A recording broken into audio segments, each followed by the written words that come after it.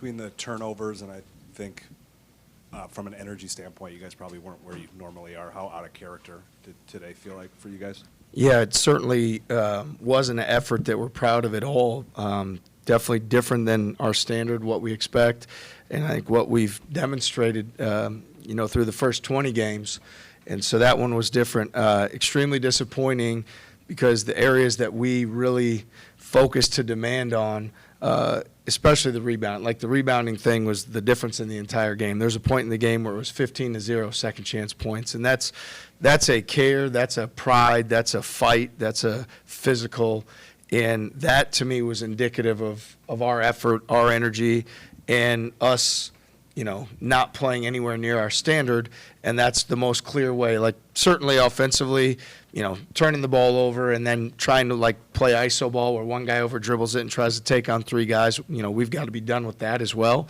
But I felt like, offense was going good early, and we didn't make the game as physical as it needed to be. I feel like we were more fixated on the offensive part of it, and that's never going to be who our team is. Can you put a reason to it? Is it fatigue? Is it complacency? Something else? Yeah, I think mental focus. We've had a lot of our players with us before, so we've seen what they've done. I think at times we lose focus on the tenets of winning, and we put focus on offensive disappointment, and so then you're more consumed with worrying about what's not happening for you offensively instead of locking into the things you need to do to be intentional defensively. So I would say if there's anything we're going to take away from this is we're going to do a better job with our mental focus on the things that matter and winning.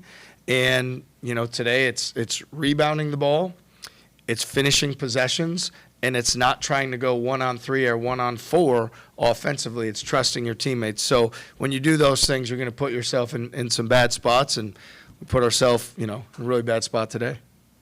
TJ, how do you diagnose the turnovers from today and just kind of in recent outings?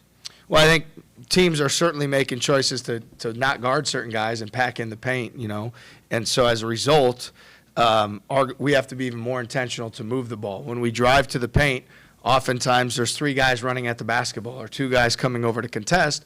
So in most instances, the first guy to try to attack a closeout or to drive it, he needs to be prepared to pass. And right now, we're trying to force those drives through multiple defenders.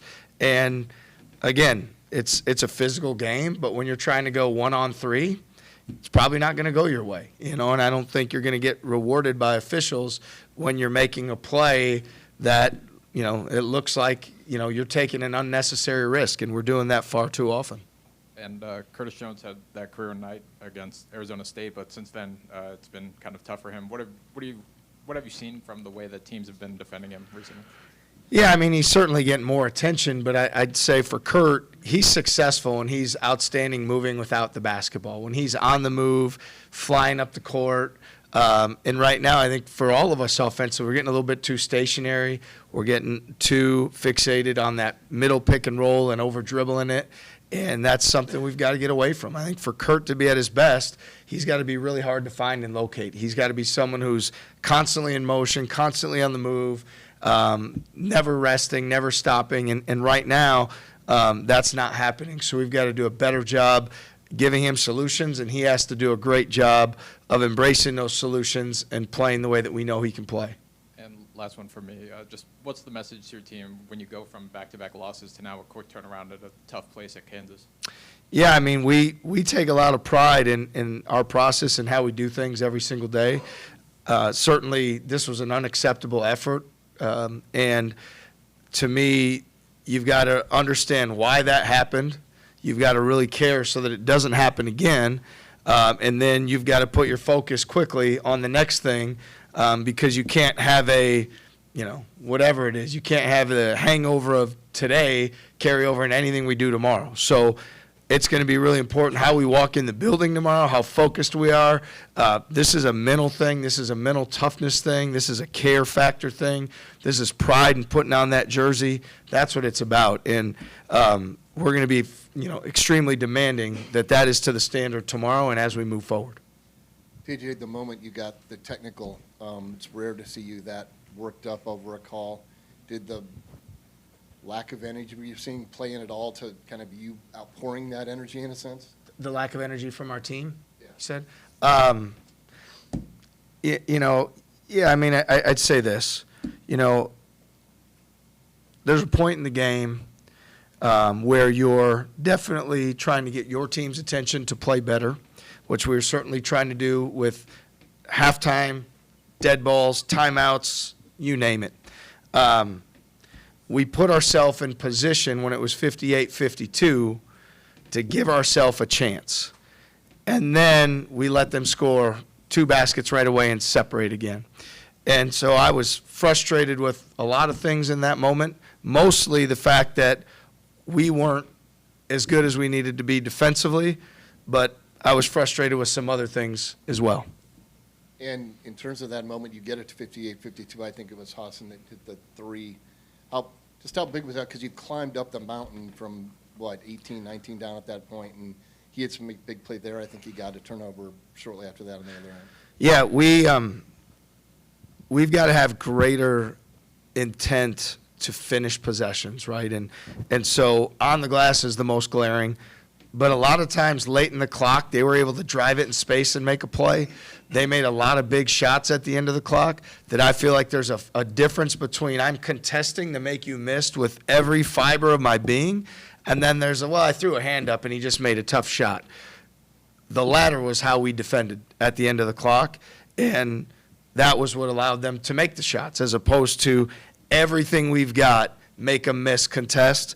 And so we found ourselves, as we fought back, I don't know what it was, a 13-0 run, or we had some momentum, but when we had the momentum, our focus wasn't as intentional as it needed to be to finish that play or contest or guard the ball to finish, and that's not characteristic of what we normally do. Outscored 30-22 in the paint. How would you describe the way you played defensively on the interior? Yeah, I mean, obviously the rebounding was extremely poor, and we already talked about that because I don't know how many of those are offensive rebounds, right, and second chance points at the rim. So I felt like, we didn't do a great job when they, when someone tries to drive the basketball, we want to be physical into the ball. They were able to drive in space too often. And then when they were able to spread us out, it allowed them to drive the ball to the paint and then be on the offensive glass where they were able to capitalize. So I don't look at it as much as, rim defense, this, that. I look at it more as like that's a toughness area, finishing plays. We've been good over time in finishing plays in that area, protecting the rim, contesting on the glass, and unfortunately, we were really poor in that department today. What's the importance of having player leadership step up in a moment of kind of frustration for the entire program right now, I'm sure, after back-to-back losses? Well, I think we have guys that really do care about winning. I also know that we are capable of challenging each other to be at our best as teammates and that sort of thing. So we have guys that have done it, that have won a lot of games. I think it starts with self-accountability. You have to look yourself in the mirror and say, how did I help on the glass? How did I help make people miss? How did I help guard the ball? And if you first start with that and you're doing a great job of that yourself, it puts you in position where you can challenge your teammates and others to do the same thing. But right now I'd say as much as we could be more vocal and we could challenge each other more and have more verbal leadership, it starts with self-accountability. You've got to be accountable to yourself first, and it's got to really matter to you. And today that wasn't the case. You mentioned the choices defenses are making that are making offense harder for you guys. What's the challenge for you guys as a staff and for the players to counteract that when there's a solution on tape for teams to try to execute? Yeah, I mean, today, I'd say similar to what has happened these last few games, we have not been as willing to trust each other and move the basketball. Like, I don't think it's a big secret. Like, the 3 guys that are coming off the bench aren't scoring a ton of points, right? So those guys need to get their feet ready and knock down the shot, right? And we have confidence in their ability to do that, so that's what we need to do. Our guards and our playmakers need to be trusting in their ability and willing to move the basketball more so that we don't get out of balance where those guys feel like they have to make iso ball hero plays, and the other guys are just kind of out there for defense, because that doesn't work. So that is our challenge, and I think there are solutions, and it's our responsibility to continue to give them solutions, and then in the moment, it's their responsibility to trust those solutions throughout the course of the game, regardless of how the game, anything that's disappointing them in any other area. Thanks, everyone. Thank you. See you.